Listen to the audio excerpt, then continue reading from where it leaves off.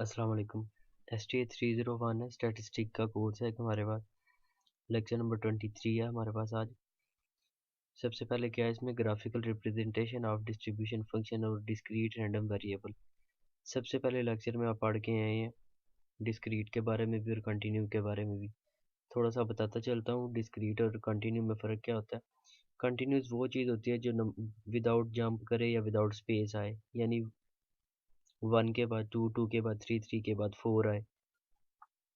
और continuous discrete में क्या होता है, डिस्क्रीट में वो गैप आ जाता है, वो छोड़ के चला जाता है वैल्यू। 1 के बाद 4 आ जाए, 5 आ जाए, 7 आ जाए, यानी 6 छोड़ गया और पहले 3 नंबर छोड़ गया।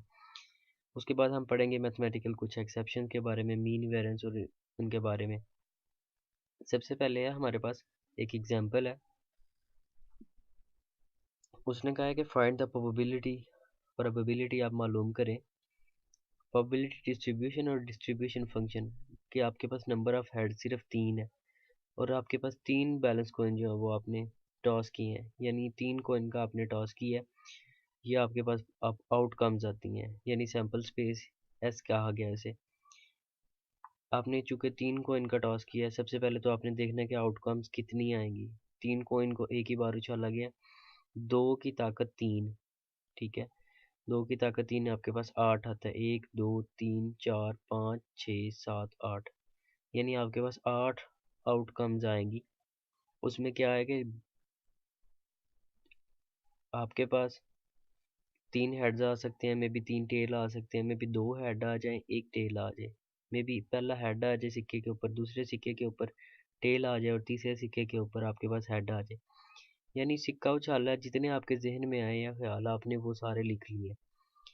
अब वो कहता है कि लेट से आपके पास एक सिर्फ और सिर्फ हेड्स टेल आए अगर, ठीक है, एफ ऑफ 0 उसने लिखा है, तो ये आपके पास क्या हो सकता है, मे बी एक ही बार आए।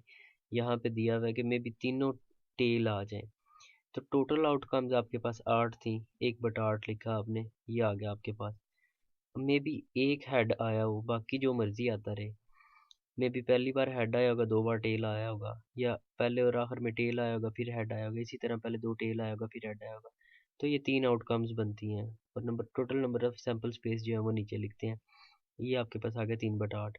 इसी तरह फिर ये 2 हेड्स आए होंगे जिनमें, तो ये आपके पास आ गया फिर हेड्स वाला। उसके बाद इसने कहा है कि ये आपके पास प्रोबेबिलिटी बनती है एफ ऑफ 0 के लिए, एफ ऑफ 1 के लिए, एफ ऑफ 2 के लिए, एफ ऑफ 3 के लिए। तो इसके बाद इसे सम किया हुआ है, 1 + 3 4 6 7 और ये 8, ठीक है। 4 + 3 7 और ये 8 8/8 1 होता है, तो आपके पास टोटल एक नंबर आता है। आगे उसकी प्लॉटिंग की हुई है सिर्फ कि 1/8 से लेके 0 तक ये बनता है, उसके बाद 3/8 से लेके 1 तक ये वाला ग्राफ बनता है, और 3/8 से लेके 2 तक ये बनता है, और फिर इसी तरह 1/8 से लेके 3 तक ये बनता है। उसके बाद है कम्युलेटिव प्रोबेबिलिटी।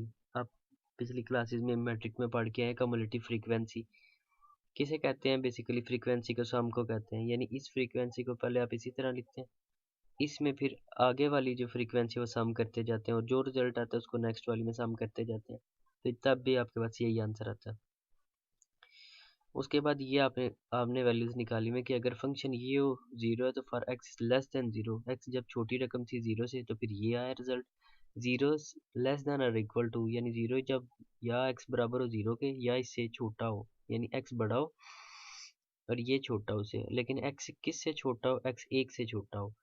0 लेस देन और equal to x and x less than है 1 से, यानी 0 छोटा या बराबर है x से और x छोटा है 1 से, यानी 1 से छोटा लेकिन 0 से बड़े नंबर x हो, तो ये आएगा आपके पास रिजल्ट। इसी तरह for x is greater than और इक्वल टू 3, जब x बराबर हो 3 के, ये दिया हुआ है, या 3 से बड़ा हो, तब आपके पास ये रिजल्ट आएगा। उसके बाद है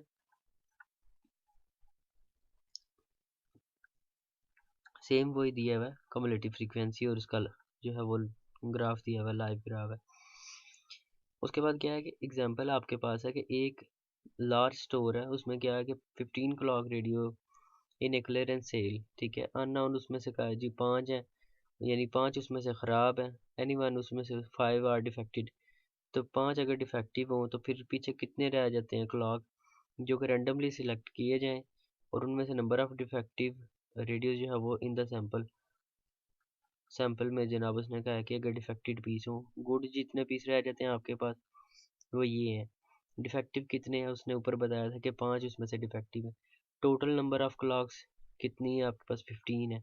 अब आपने अगर डिफेक्टिव निकालनी है तो आप क्या करेंगे कि 15 में से 3 उसने कहा जी निकाल दें। अगर इसे उसने क्या किया कि उसने इसे बेसिकली डिवाइड किया नंबर ऑफ टोटल्स के ऊपर, 5 3 बार 15 और यहाँ पे रखा है। उसने कहा जी अगर 3 उसने से कहा जी इसमें से 3 रेडियो जो है 15 में से उसने कहा अगर निकाल लें 15 के हिसाब से, तो उसका आपके पास ये आता है 15 3 15 NCR या NPR का फार्मूला लगेगा, आप लोगों ने देख लेना है।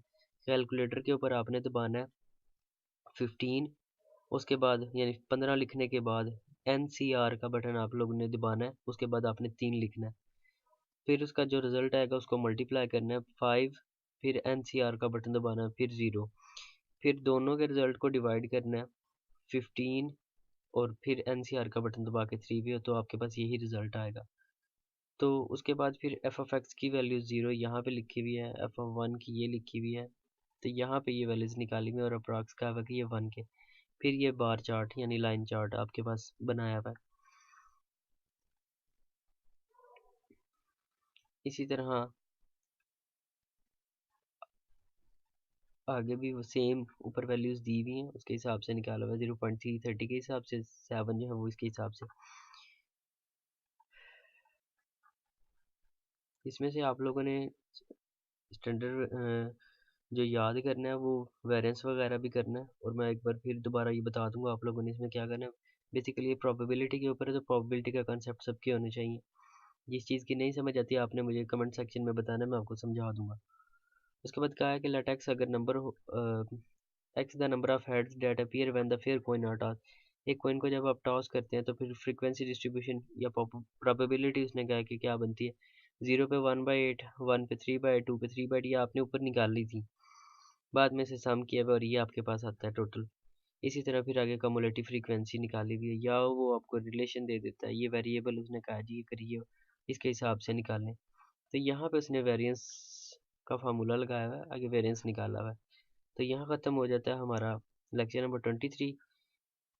तो उससे पहले क्या है कि आप लोगों को कुछ बताता चलूँ कि आपने स्टैंडर्ड डेविएशन हो, वेरिएंस हो, या आपने प्रोबेबिलिटी के कंसेप्ट देखने हैं। प्रोबेबिलिटी के कंसेप्ट फर्स्ट ईयर में आपको मिलेंगे मैथमेटिक्स में, पंजाब बोर्ड जो है वो उसका यानी गुजरांवाला ने जो सिलेबस लगवाया हुआ है। दूसरा, अगर आपने प्रोबेबिलिटी के कुछ कंसेप्ट देखने हो तो वो आपको फर्स्ट ईयर में भी मिलेंगे, आपको मैट्रिक के 10th क्लास के 6ठे यूनिट में भी मिलेंगे।